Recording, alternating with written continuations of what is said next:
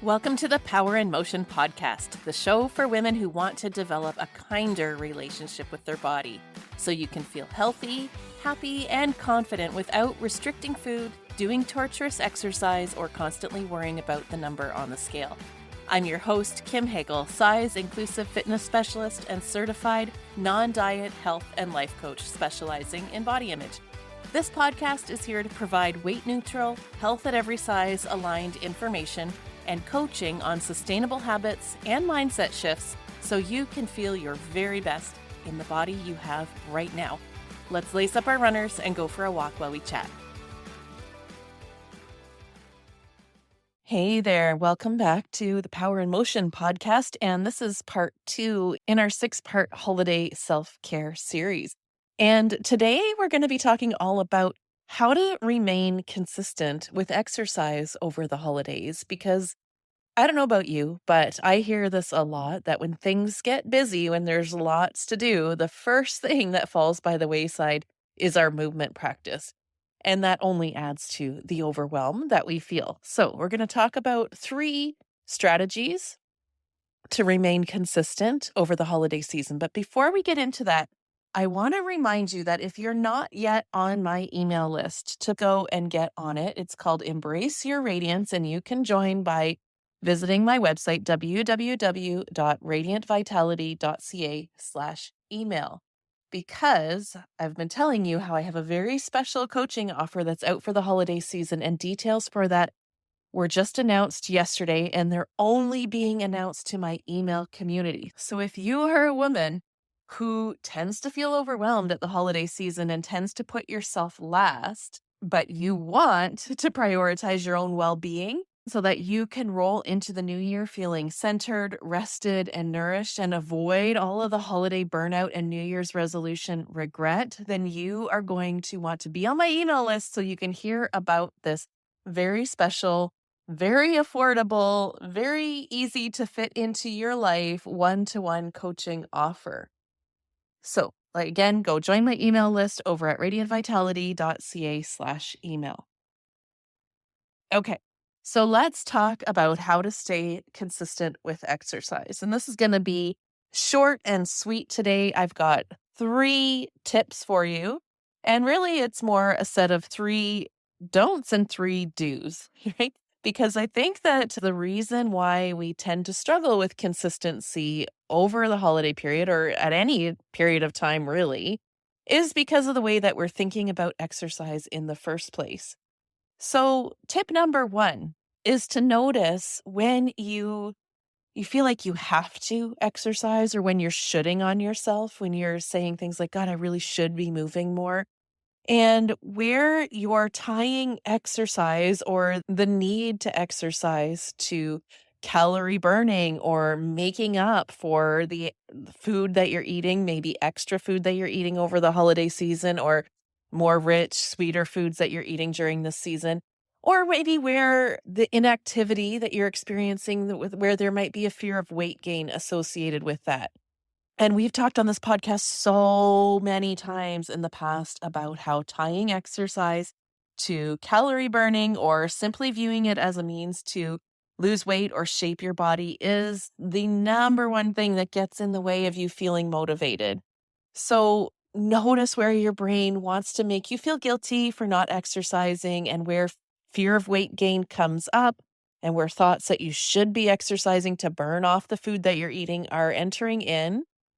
And see if you can stop those thoughts and instead challenge yourself to think about what else is in it for you. How else does keeping just a little bit of movement in your life serve you?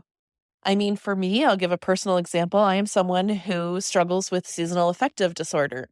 So getting outside in the fresh air for even 5 minutes a day can make a huge difference to my overall well-being and my mental health. The clients that I work with will say that movement helps reduce their pain levels. It helps them sleep better at night. It reduces their stress, helps them think clearer. There's so many other benefits to movement. So I want you to just check in with yourself and remind yourself why else you would want to move. Because when we're doing it as a form of self-care, to take care of ourselves, it's a lot more motivating to get out there and do it than the shame of having to burn off calories.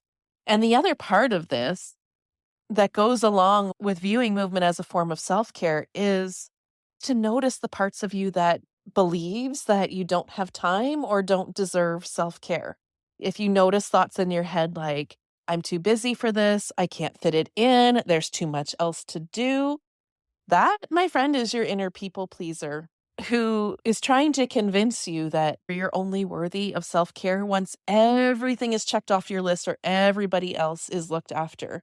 And that viewpoint is anything but helpful, right? How do you feel when you think that way? When you think that you don't have time, that you can't take a little bit of time for yourself? It only adds to the level of overwhelm that you feel. And then your inner critic just gets louder and starts calling you names about being lazy and that you should be doing more. So notice this parts of you that thinks you can't look after you until everybody else is looked after, and challenge that mindset. We know everybody says, and it's true, you can't pour from an empty cup. When you are looked after, then you have more to give. And I know that that's a cliche saying, but it really is true. But you have to decide that you're worthy of investing back into yourself, that you're worthy of saving a little bit of that love that you give to everybody else around you for yourself so that you can feel good too. And then the third and final self sabotaging mindset that tends to come up, of course, is the all or nothing way of thinking, right? So check in with yourself and ask, how are you defining remaining consistent? What does that mean to you? Does remaining consistent mean that you're following the so called fitness rules where you have to get in an hour, it has to be of a certain intensity, it has to be so many days a week? Are you operating from a perfectionistic mindset about what it means to be consistent? Because here's the thing is when the bar is set that high and we have this kind of outlook, it's really easy then to judge anything less than perfection, anything less than that hour of high intensity so many days a week as not enough. But that's just going to lead to the guilt that you're feeling, and it's going to lead to you feeling really defeated. So rather, I want you to consider that there are seasons for having big goals and for working hard at our physical activity. And then there's seasons for maintenance, and there's seasons where just doing something is enough. So, can you reduce your expectations on yourself and accept that you might have to redefine what it means to be consistent? Take this all or nothing approach to your physical activity. Can you reframe it and use a minimum baseline approach? And what minimum baseline means is lowering your bar of success way down. So instead of setting the bar really high where it's impossible to measure up and you constantly feel like you're falling short and you're a failure, can you lower the bar way, way down and decide what is the bare minimum that you can do with the time, energy, and resources that you have during this busy season where there's lots going on, but where you still feel like you're caring for yourself, where you're caring for your body, and where you're taking some action to help yourself feel good in your body as you navigate this season? And can you allow for that to be enough? Maybe it is just walking to the mailbox every day, getting 5 minutes of outdoor activity, soaking up a little bit of sunshine. Maybe it's getting to the gym 3 days a week instead of 6 days a week. Maybe it's doing 20-minute workouts instead of 60-minute workout. Maybe it means lowering your intensity to something more moderate or something very gentle. Maybe it means squeezing in just a little bit of yoga or even just doing some dancing around your kitchen. How can you define success so that you feel cared for and like you are doing something to maintain your well-being during this season? So those are my 3 tips. To recap, it's to reestablish what's in it for you. Why are you wanting to move your body if not for body shaping and weight loss? What's your why?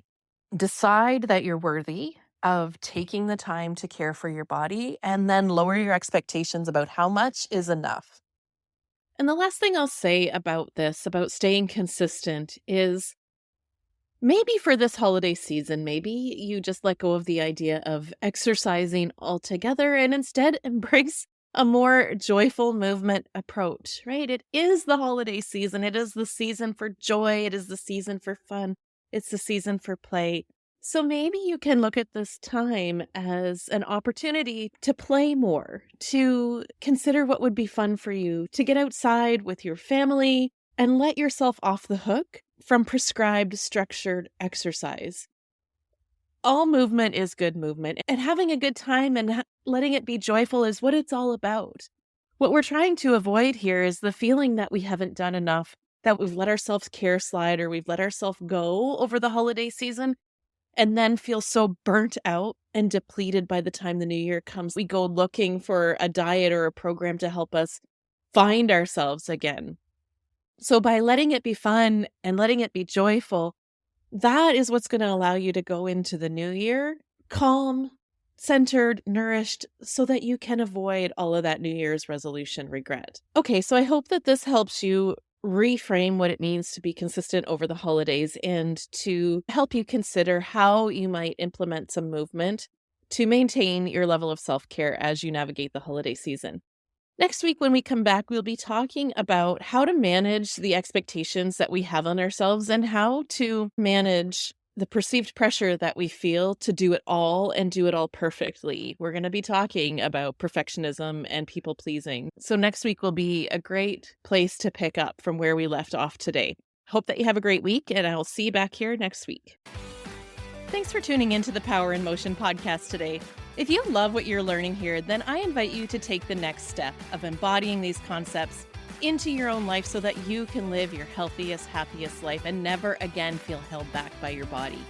Coaching is the fastest, most efficient pathway to taking what you know in your head to actually applying it and seeing results. Whether you're looking to make changes around movement, food, body image, or all three, I'm here to help you nurture a kind, respectful, and trusting relationship with your body so you can feel your very best. Click the link in the show notes to book a free consultation, and together we'll uncover what's getting in the way of you having the results you want. You'll leave this call knowing exactly what you need to work on, and together we'll explore whether one of my coaching offers is a good fit for you. I can't wait to meet you.